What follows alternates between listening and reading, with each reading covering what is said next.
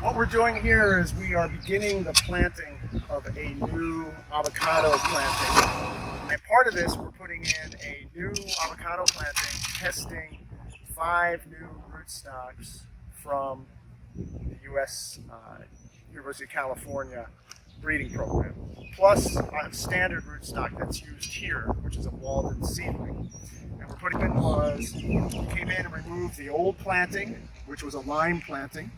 And then Jose Castillo and his crew came in, and where there were depressions in the soil, they filled it in with the native soil. And then they came in and smoothed that out, and then came in and drilled these holes.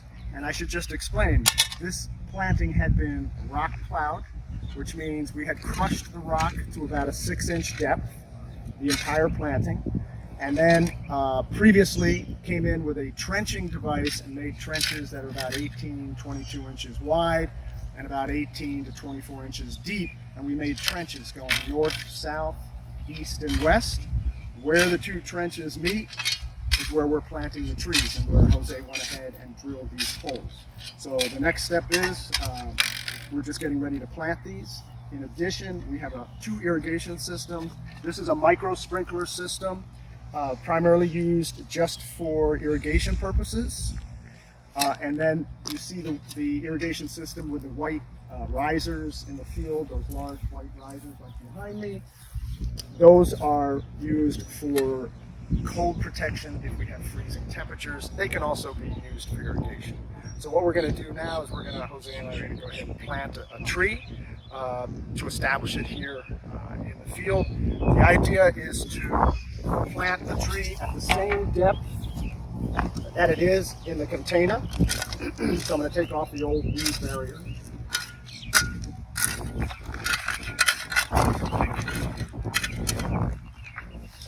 Nice healthy root system. So we're going to plant this.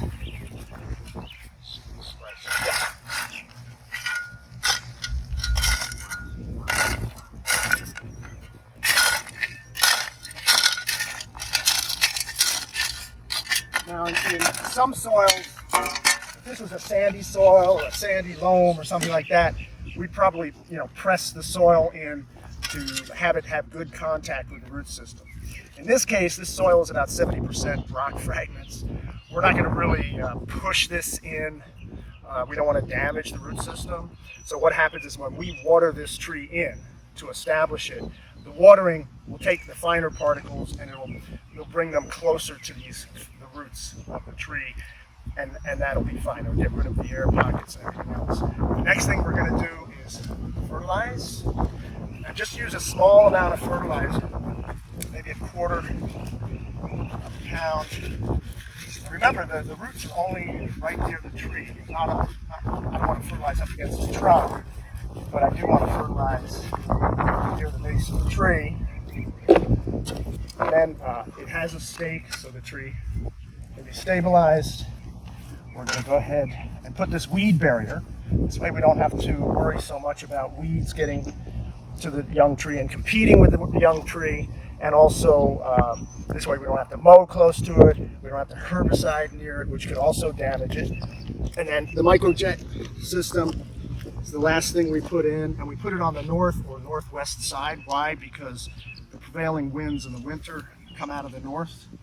And if we're going to use this for any kind of protection of the tree, we want to be sure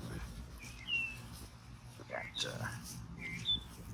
the wind blows it into the tree and not away from the tree.